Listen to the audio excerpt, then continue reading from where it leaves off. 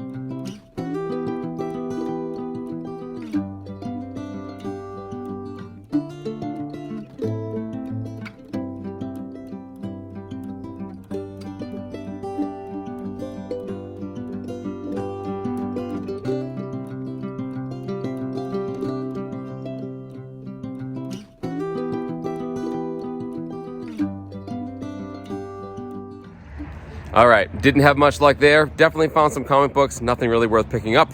On to the next place.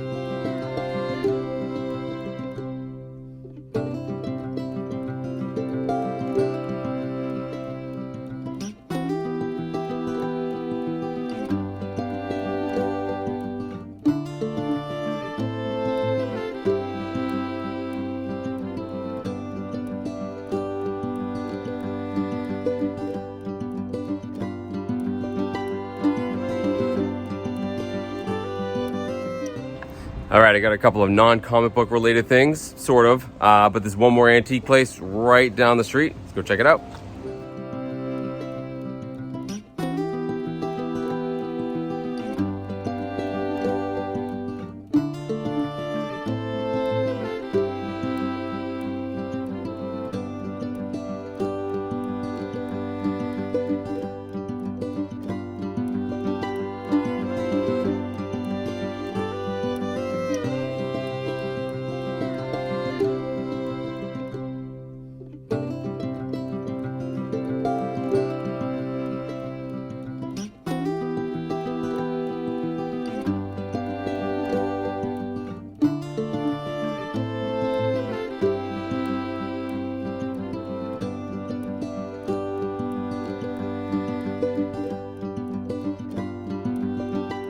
All right, this place is really cool. I seriously doubt they have comic books, but it's too awesome to pass up. Let's check it out.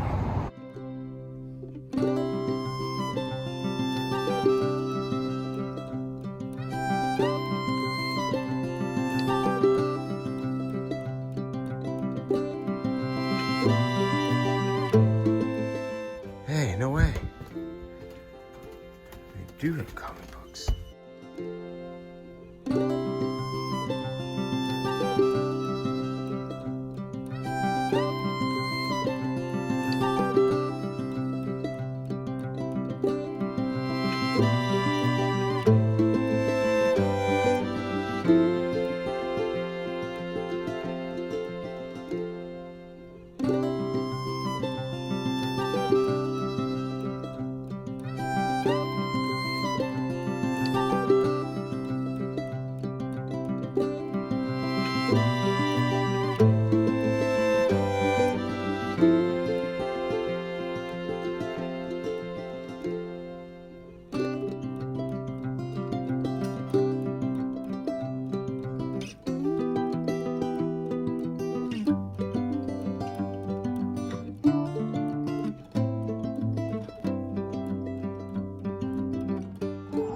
So very cool place. I was shocked they had comic books there. I didn't actually pick up any, but I did get a coffee and a scone. So definitely a worthwhile stop. Let's see if we can find some more places. Okay, I'm in downtown Greenfield, Massachusetts now. There are a couple of antique stores down here. Let's check them out.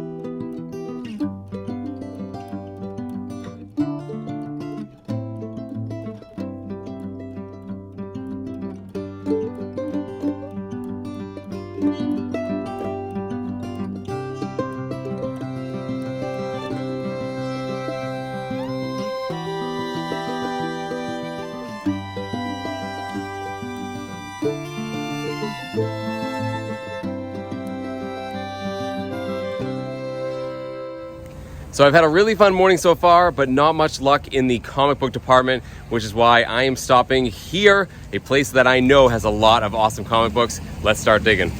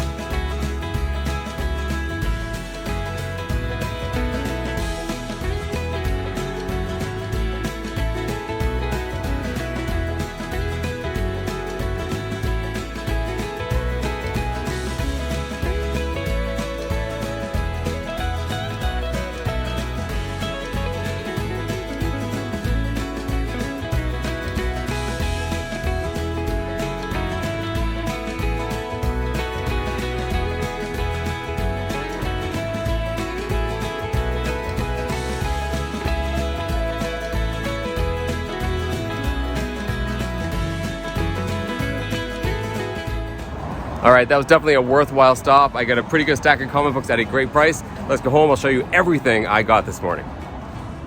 So there you go. That was my morning of hunting for comic books at indoor flea markets and antique shops in rural Massachusetts. Now, I've said it on my channel in the past, I collect a lot more than comic books. I love history and I also collect antiques, which is why there are very few times I am happier than wandering around a flea market or an antique shop looking at all these amazing things from history. I kind of think of them as like living time capsules you can walk in. And I especially love it when it's a beautiful fall day in rural New England. But of course, I was mostly hunting for comic books and I found a ton of them. I always say this on the channel, guys, you'd be shocked at how many places you find comic books, but even I was shocked at some of the places I found comic books at this time. However, most of it not very collectible. It was that overproduced stuff from the 90s you always find at antique shops, which is why I had to go to that last location, sort of back cleanup on the day, because I knew they had a lot of comic books that were good and at a great price. And because of that, I have a pretty good stack of cool comic books. So before I show you what they are, if you like this sort of stuff and you want to support the channel, head on down, like, comment, and subscribe. And you can follow me on Instagram under Lunch Money Comics IG. Also, if you live in Massachusetts or like southern New Hampshire or Vermont and you like antique shops as well, I'll put a link down in my description to every single location that you saw. And yeah, feel free to check them out for yourself. So first up, I want to show you a couple of things I got at one of those early antique shops that aren't really comic books, but they're sort of comic book related. So I was in downtown Orange, Massachusetts. Listen, I'm gonna say that town name several times. It's the same as the color, which most Americans pronounce orange, I think. But I'm from the Boston area. I have an accent and I say orange. Everyone makes fun of me for it, especially my own kids who they have a different accent than me. So I'm gonna say that several more times in this video because it's relevant to the items I have. Whatever, I'm gonna say it's silly, just deal with it. So I'm in this store and I come across this book right here. It's a graphic novel called Delia. It's about an anthropomorphic squirrel I can only assume is Delia. And I've never seen this before. Guys, I'm always looking for graphic novels because I like the reading material, especially when it's something I have no idea what it is. So this book here, I flipped in and it was brand new. It's from last year, clearly never been read. It had a suggested retail price on it of $30. And the woman who worked there told me it was only $2. So of course I had to get it for $2, but because I was gonna talk about it on the channel, I of course decided to do some research to know what I had bought for my $2 and come to find out that the people who created this, Hans Rickheit and Chrissy Dorn, are a husband and wife team from Orange, Massachusetts. I always say support your local comic book creators, guys, and you can't get any more local than the town the authors live in. But then I felt immediately bad. This is a brand new book, you know, it was supposed to be $30 and I got it for $2. So I hope to bump into them someday. And certainly if I can find like a website or something that links to their other work, I'll put a link down in my description. Who knows, maybe some of you would be interested in checking out their work. I can't wait to dig into the art and it looks absolutely awesome. So yeah, pretty good deal for $2. The other thing I got is actually a brochure. On the counter of this antique shop, they had a box of old documents. And I always look through boxes of old documents because you might find a comic book in there. No such luck this time, but I saw a cool brochure I thought was neat. So this here is a brochure for an Alaskan cruise. It seems to be from like the mid to late 50s because it references the fact that Alaska is not yet a state. It became a state in 1959. I just thought it had really great colors. I thought it looked really cool. And yeah, nice little snapshot in time. But mostly I got it because I'm a comic book nerd at heart, guys, and all those documents were in these top loaders. Now, this is a magazine top loader or one for a Golden Age book, and I'm always looking for these. I, in fact, have a couple of, Golden Age and magazine-sized things back there I want to present that could definitely use a top loader. So, of course, this was $5 with the top loader. Yeah, I like the brochure, but I also kind of liked this. So, yeah, for $7, guys, it was a pretty good start to the day. I got a great graphic novel I can't wait to dig into, and some comic book supplies. So, there you go. Always thinking about comic books, no matter what.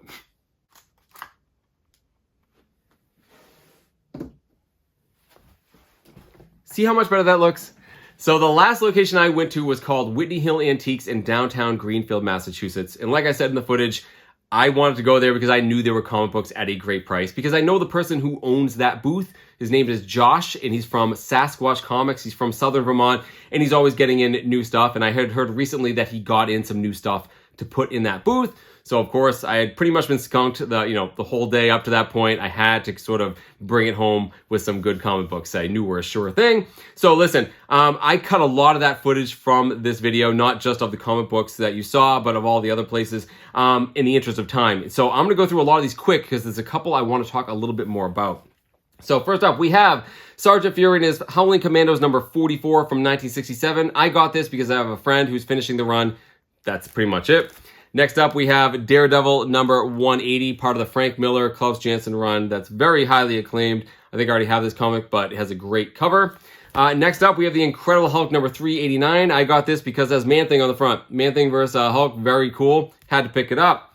Next up, we have Power Pack number 1. This is the first appearance of the Team Power Pack, which is a whole bunch of little kids who are siblings. And I've talked about it on my channel in the past. At one point in time, Marvel Studios actually was considering making a Power Pack movie back when they didn't have any rights to their characters before like Iron Man came back. So there might have been a point in time where Power Pack was the center of the MCU. Next up, yeah, Josh has plenty of X-Men books. He loves the X-Men like I do. And I got this one for $1. This is X-Men number 110, part of the Chris Claremont, John Byrne, Dave Cockrum run, which I love so much. This is only $1 because it's a huge tear across the cover, but that's okay. Whenever I can pick up some cheap reader copies of my favorite X-Men books, I do it. Next up, we have X-Men number 205, very famous Barry Windsor Smith cover of Wolverine as the Weapon X. All right, next up, we have a proper key. This is X-Men number 53, it's from 1996, and this is the first appearance of the villain Onslaught. Who is Onslaught? Well, bear with me here. He is a psychic entity made up of the worst aspects of Magneto and Professor X's psyches. Because comic books, right? Yeah, he's this crazy big psychic entity that kind of looks like Magneto. And he was a huge thorn in the side of the X-Men. There was a very famous storyline where he was a major antagonist, not only of the X-Men, but also the Fantastic Four and the Avengers. It took all of them to basically defeat Onslaught. I like first appearances of X-Men villains as well. I had to pick this one up. Which brings me to the next book. Okay, guys. I love the X-Men. They're my favorite title. And I always try to stay positive on this channel. I only want to talk about the good parts about comic books. But this is about as negative as you'll ever hear Lunch Money Comics go. Because we need to talk about this comic right here. This is the Uncanny X-Men number 428 from 2003. Now, back in the early 2000s, I had gotten back into comic books in a big way. I was collecting all of the X-Men runs, and I still have all of them. And there were some other good ones, out there. We have the Grant Morrison run on New X-Men. We had the Extreme X-Men. And of course, we had the flagship title, the Uncanny X-Men. However, for 2 years, they had a writer named Chuck Austin, largely acknowledged to be the worst era in X-Men comics ever. I did not like anything that he wrote, and I really didn't like this one, because this storyline here is called The Draco, which is all about Nightcrawler, and I was very harsh on this when I read it, and I thought it was because I am just such a big Nightcrawler fan, but come to find out, this is widely acknowledged to be the lowest point of what is probably the lowest rated X-Men storyline. Okay, let me just jump into it really quickly. A long time ago, Nightcrawler had this very vague backstory of where he's from. He was raised by a sorceress. Eventually, it's revealed that his real mother was Mystique, who had abandoned him. Chris Claremont's original intent was that Mystique was actually going to be Nightcrawler's father. She's a shapeshifter after all, and his mother would be the mutant Destiny, who was Mystique's longtime partner. However, when he ran this by the top brass at Marvel in the 80s, they said, no way can you do that, way too controversial for the 80s, and it was shelved. And for a long time, everyone just thought Mystique was his mother. No one knew who his father was. So here we go, 2003, Chuck Austin, who I didn't like as a writer, period. A lot of his stuff in these X-Men books, guys, were really icky. This is a family show. I don't want to get into all the details, but he had really creepy relationships with characters with one another, weird age differences, just not great. Decides to tackle this whole thing about Nightcrawler's true parentage. And how does he do that? Well, instead of Nightcrawler being this really rich character who's really good at heart but looks like a demon, but he really isn't, he decides to say that Nightcrawler actually is descended from demons. And that a long time ago, millennia ago, there were civilizations of mutants. Half of them looked like demons and half of them looked like angels. And mutants like Nightcrawler and Archangel are actually descended from them. So rather than it just be sort of like he looks like a demon and Angel looks like an angel, no, they actually are dumb. It's just dumb to begin with. And also, that was basically abandoned and never mentioned again. It goes against all Marvel continuity about mutants up to that point. Let's just ignore that for a second, because that's not the worst part.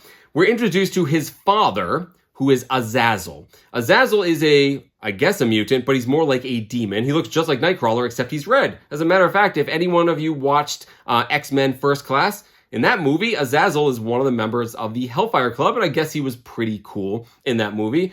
But in this comic book, he has a master plan.